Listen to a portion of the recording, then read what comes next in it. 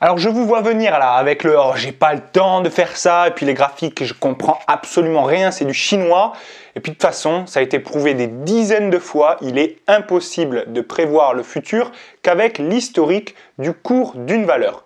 Aujourd'hui oui, on est là pour parler de ça, de l'analyse technique, pourquoi et comment. Salut à tous les investisseurs sans cravate et donc bienvenue dans cette nouvelle vidéo, dans un nouveau décor d'ailleurs, qui est plutôt confortable pour travailler. Aujourd'hui on va donc parler de l'analyse technique. Dans un premier temps on va brièvement rappeler de quoi il s'agit et quels sont les objectifs de cette analyse.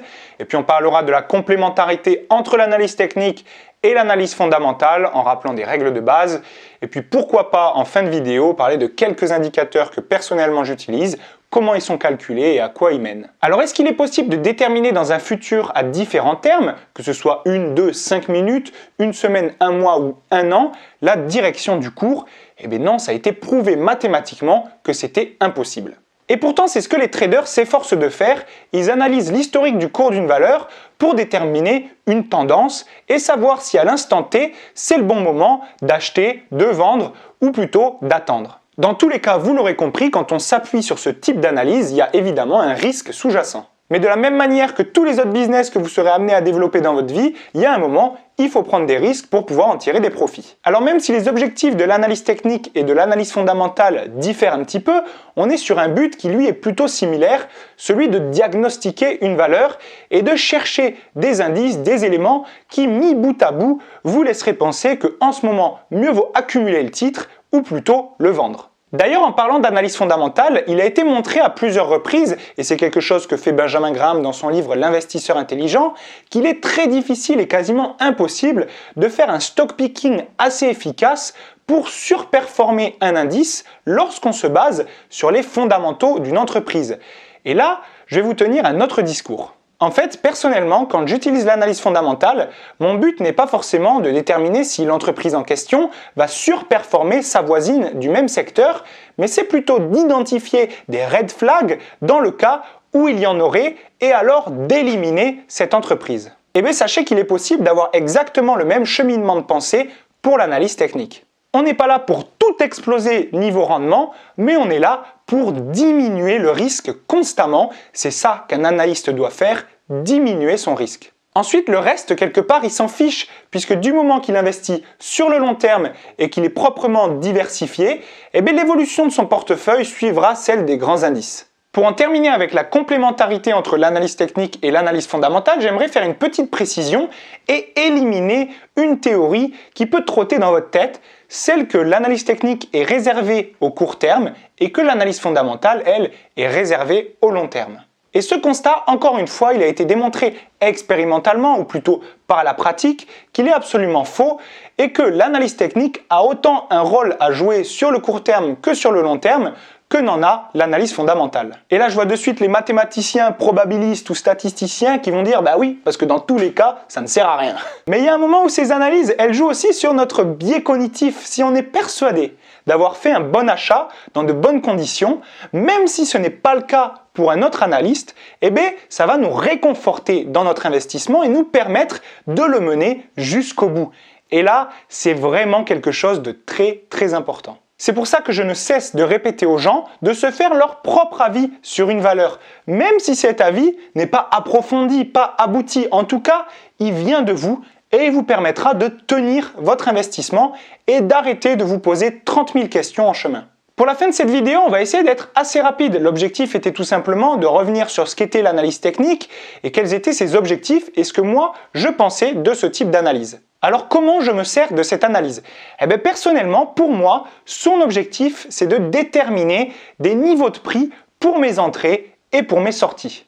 Dans le cheminement de l'étude d'une entreprise, une fois qu'avec l'analyse fondamentale, j'ai déterminé ce que j'estime être la valeur intrinsèque de cette dernière, c'est-à-dire sa valeur réelle, sa valeur comptable, celle quand on vend l'ensemble des actifs, que l'on rembourse le passif, et puis qu'on ajoute le goodwill, ce que les gens sont prêts à payer en plus pour acquérir des parts de cette entreprise, ou ce qu'une autre entreprise est prête à payer pour racheter cette dernière. Donc une fois que j'ai déterminé cette valeur intrinsèque, en la comparant au cours, je vais pouvoir savoir si mon investissement serait raisonnable. Mais il y a quand même une fourchette de prix dans laquelle je serais prêt à faire mon achat. Et comment déterminer cette fourchette et comment savoir, comment optimiser mon entrée sur le marché? Eh bien, c'est avec l'analyse technique que je vais le faire. Alors pardonnez-moi d'avance si mon analogie n'est pas terrible, mais c'est comme si demain vous alliez acheter un aspirateur. Avec votre expérience, vous savez si vous allez payer un prix raisonnable, que ce dernier se situe plutôt entre 150 et 300 € pour un aspirateur sans fil dernière génération. Le fait est que vous allez devoir chercher des indices supplémentaires qui justifieront le prix de 150 € par rapport à celui de 300 €.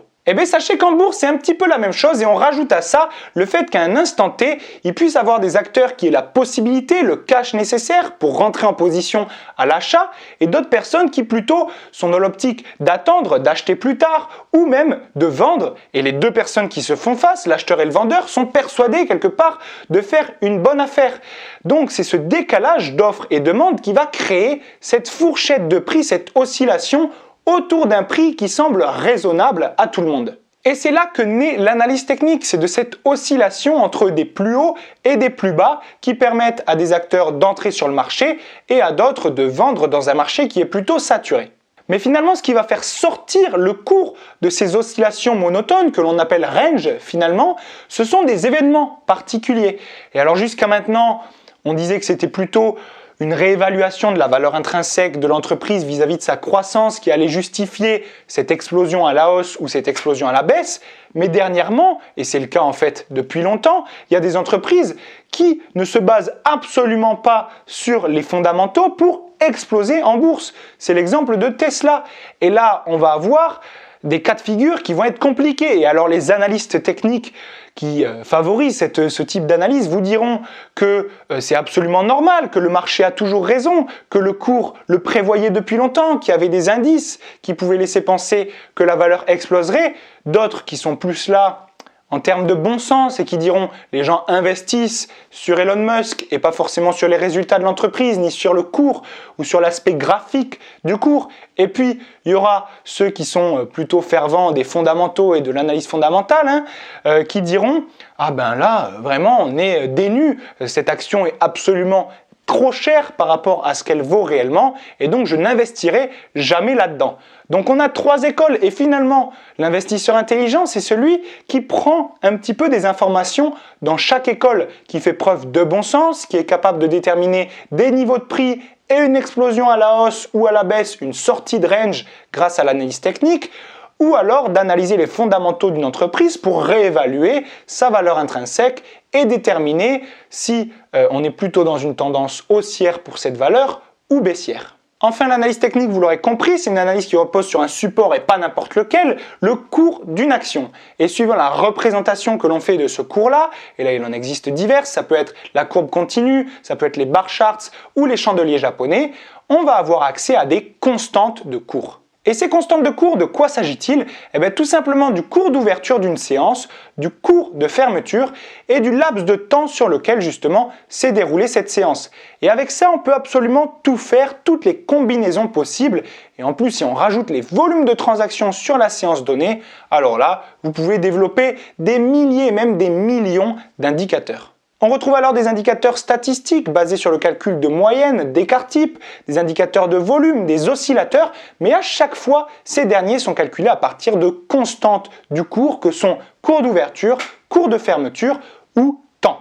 Bon, on va s'arrêter là pour cette vidéo, elle est déjà bien assez longue comme ça, j'aurais bien aimé vous présenter les indicateurs techniques que j'utilise le plus lors de mon analyse. D'ailleurs, si ça vous intéresse, notez-le en commentaire, mais sachez que je suis un plus grand fervent de l'analyse graphique qui consiste à mettre le graphique en premier, c'est-à-dire l'étude des tendances et des zones sur lesquelles le cours va pouvoir rebondir plutôt que des calculs qui sont faits à partir des constantes de cours. Si cette vidéo vous a plu, pensez à vous abonner à la chaîne Sans Cravate et à liker cette dernière, et de la même façon, pensez à vous procurer le livre Débuter en bourse, comprendre et investir sur les marchés financiers.